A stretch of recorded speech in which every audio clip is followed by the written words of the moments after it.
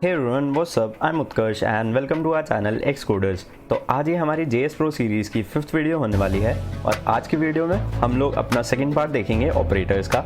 And I know काफ़ी delay हो गया यार वीडियो अपलोड करने में, बट डोंट वरी, अब हम ट्राई करेंगे कि जितनी जल्दी से जल्दी हो पाए उतनी जल्दी कवर करें अपने कंटेंट को। अब ज़्यादा डिले ना करते हुए चलते हैं आज की वीडियो के अंदर और लेट्स गेट स्टार्टेड।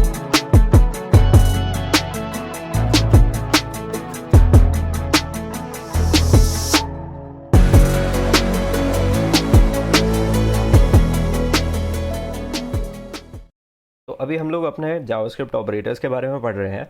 एंड पिछली वीडियो में हम लोगों ने दो ऑपरेटर्स के बारे में पढ़ा था। पहले थे हमारा एरिथमेटिक ऑपरेटर और दूसरा था असाइनमेंट ऑपरेटर। ठीक है, आज जो हम पढ़ने वाले हैं वो होंगे मेरे कंपैरिजन ऑपरेटर और लॉजिकल ऑपरेटर्स। अब कंपैरिजन ऑपरेटर्स क्या होते हैं? कंपैरिजन ऑपरेटर जैसे नाम सजेस्ट करता है, कुछ कंपेयर करता है। ठीक है, ये क्या करता है? दो एलिमेंट्स को कंपेयर करेगा आपस में और अपना रिजल्ट दे देगा। रिजल्ट किस फॉर्मेट में देगा? रिजल्ट बोल देगा ये या तो ट्रू है या फिर मेरा फॉल्स है। ठीक है, अब इसके ये कुछ ऑपरेटर्स होते हैं जो यहाँ पे लिखे हुए हैं, इनको समझते हैं हम एग्जाम्पल के थ्रू अपने VS कोड पर। ठीक है, VS कोड ओपन करते हैं और यहाँ पर एक एक करके देखते हैं ये क्या होते हैं ऑपरेटर्स मेरे।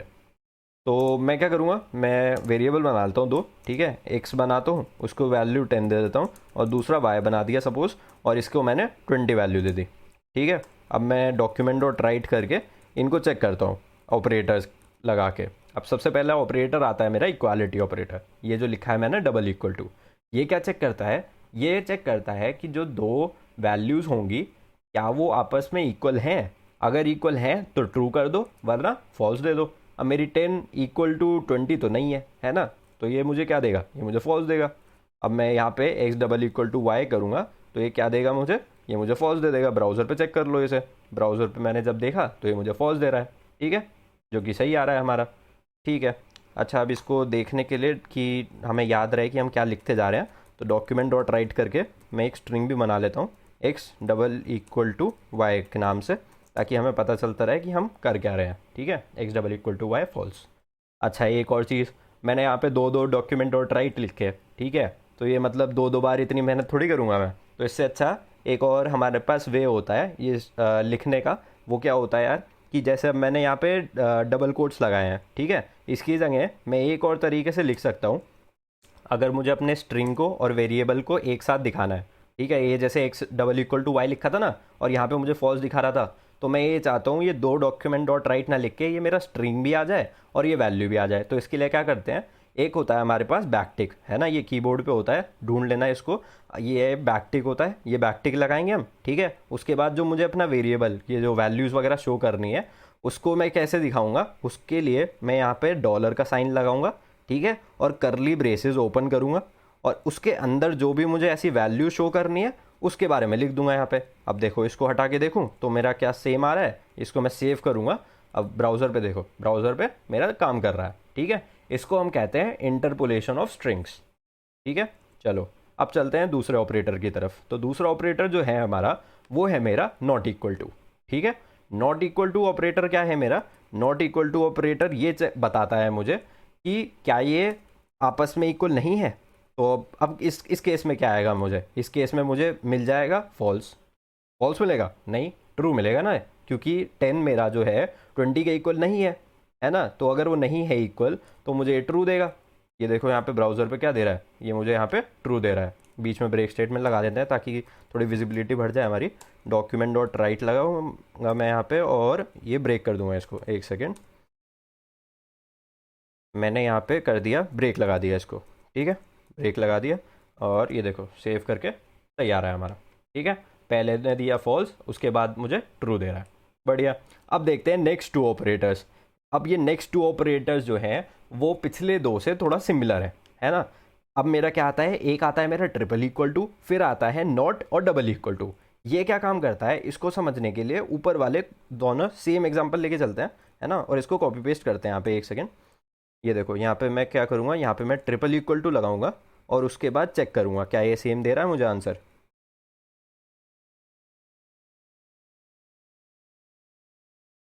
इसको सेव करेंगे और आंसर चेक करते हैं एक बार क्या क्या आ रहे हैं मेरा। अब देखो मेरे तो सेम आंसर आ रहे हैं।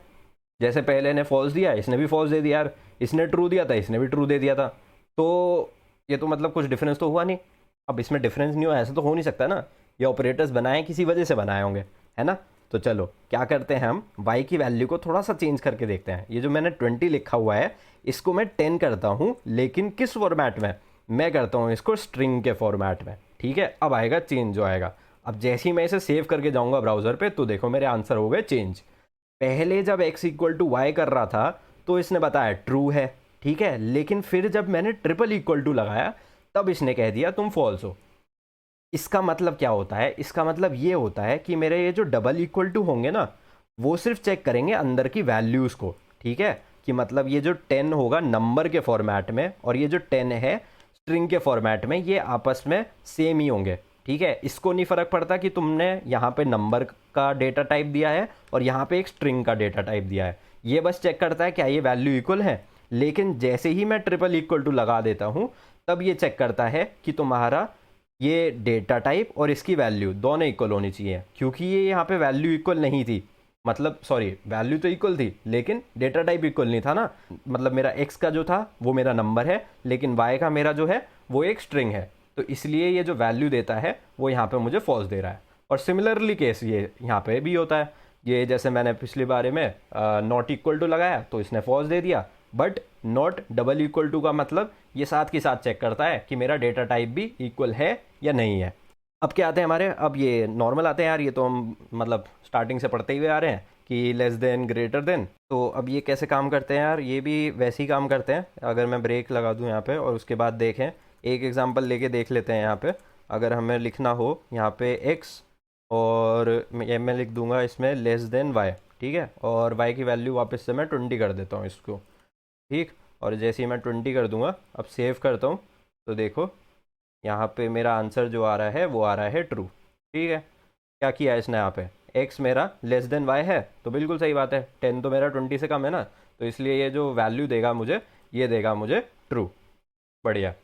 अब यही सिमिलरली ऐसे ही यहाँ पे भी होते हैं यार। ये ग्रेटर देन है, ये लेस देन इक्वल है, तो इसको ट्राई करके देख सकते हैं, ठीक है। अब जो उसके बाद आते हैं मेरे ऑपरेटर्स, वो है मेरे लॉजिकल ऑपरेटर्स। अब ये लॉजिकल ऑपरेटर्स क्या होते हैं? ये जो लॉजिकल ऑपरेटर्स होते हैं वो कुछ एक पर्टिकुलर लॉजिक पे काम करते हैं। इनका लॉजिक क्या होता है? इनकी बेसिकली एक ट्रुथ टेबल होती है, ठीक है। ट्रुथ टेबल होती है और ये काम करती है हमारे इन तीन ऑपरेटर्स के ऊपर, ठीक है। वो कैसे काम करती है, चलो देखते हैं एक बार। सबसे पहले मैं क्या करता हूँ, यहाँ पे एक लॉजिकल, ये जो एंड लिखा है ना, इसको कहते हैं लॉजिकल एंड ऑपरेटर, ठीक है। लॉजिकल एंड ऑपरेटर अगर मैं लेके चलूँ, इसको सब कुछ हटा देते हैं एक बार के लिए। अब मैं क्या करूँगा, यहाँ पे मैं लेके चलता हूँ इसको लॉजिकल एंड ऑपरेटर। मैं यहाँ पे एंड लिखता हूँ, ठीक है। यहाँ पे लगा देता हूँ एंड और एंड, ठीक। इसको वैल्यू मैं क्या करूँगा, मैं वैल्यू इसकी ट्रू और फॉल्स में लेके चलता हूँ यार। अब जैसे मैं यहाँ पे लिख लेता हूँ फॉल्स, ठीक। और एक्स एंड वाई, ठीक है। इसको सेव करते हैं और देखो आंसर क्या आता है। अब मुझे आंसर दे रहा है ये फॉल्स, ठीक है। ट्रू और फॉल्स गिव्स फॉल्स। ये कैसे आया? तो देखो मैंने अभी कहा था ट्रुथ टेबल होती है। ट्रुथ टेबल बेसिकली तुम समझ सकते हो एक लॉजिक होता है जो कि ऑलरेडी सेट होता है, ठीक है। अगर मेरा यहाँ पे ये एंड ऑपरेटर है तो ये किसी पर्टिकुलर लॉजिक पे काम करता है। ये कहता है अगर मेरी पहली स्टेटमेंट जो है वो इनमें से कुछ है और दूसरी स्टेटमेंट जो होगी मेरी इनमें से कुछ होगी, तो इसका जो रिजल्ट मिलेगा मुझे ये पर्टिकुलर मिलेगा। मतलब अगर पहली स्टेटमेंट जो है वो सही है, दूसरी सही है, तब जाके ये सही होगा, है ना। अगर इन दोनों स्टेटमेंट में से एक भी फॉल्स मिल गया उसे, तो ये फॉल्स कर देगा, ठीक है। ये मेरा जो है एंड ऑपरेटर हो जाता है। सिमिलरली अगर मैं और की बात करूँ तो और में क्या होता है, और की भी एक ट्रुथ टेबल होती है। वो कैसे काम करती है, एक सेकेंड देखते हैं इसे। एक्स मैंने लगाया यहाँ पे और ऑपरेटर लगाया, सेव करा, तो देखो यहाँ पे मेरा आ गया ट्रू। ये क्यों काम कर रहा है ऐसे? इसकी भी एक अलग से ट्रुथ टेबल होती है। ये कहता है तुम्हारी अगर पहली स्टेटमेंट में से और दूसरी स्टेटमेंट में से एक भी स्टेटमेंट ट्रू हो जाती है तो उसके रिजल्टेंट जो होगा वो ट्रू आने वाला है तुम्हारा, ठीक है। तो इसलिए मुझे ये ट्रू की वैल्यू दे रहा था। और जो मेरा तीसरा ऑपरेटर है वो है मेरा लॉजिकल नॉट। ये काम कैसे करता है, तो देखो ये तो बहुत ज़्यादा सिंपल है। इसको मैं करता हूँ यहाँ पे ट्रू और फॉल्स की मदद से। यहाँ पे मैंने लिख दिया लॉजिकल नॉट और यहाँ पे लिख दिया मैंने ट्रू, ठीक। सेव करता हूँ मैं, ब्राउज़र पे जाता हूँ तो ये मेरा बन गया फॉल्स, ठीक है। फॉल्स क्यों बना, अब देखो अगर मैं इसे फॉल्स कर दूँगा तो क्या आएगा आंसर, तो तुम समझ जाओगे क्यों बना है। फॉल्स करता हूँ तो ट्रू आएगा। तो बेसिकली क्या कर रहा है ये काम कि तुम्हारा लॉजिकल नॉट जो है वो इन्वर्जन का काम करता है, ट्रू को फॉल्स कर देता है और फॉल्स को ट्रू कर देता है। तो ये हमारे ऑपरेटर्स थे। आज हमने दो ऑपरेटर्स के बारे में पढ़ा, कंपैरिजन ऑपरेटर्स और लॉजिकल ऑपरेटर्स। ठीक है, तो आज हमारे ये दूसरा पार्ट भी कवर हो गया है। तो अब हमने 4 तरीके के ऑपरेटर्स अपने कंप्लीट कर लिए हैं, और आगे चल के जब हम एक्चुअल में कुछ ऑपरेशंस वगैरह करेंगे तब इनको देखेंगे कि ये ऑपरेटर्स यूज़ कैसे करते हैं। तो आज की वीडियो के लिए बस इतना ही था। मिलेंगे नेक्स्ट वीडियो में कुछ अलग टॉपिक के साथ। तब तक के लिए bye bye and take care.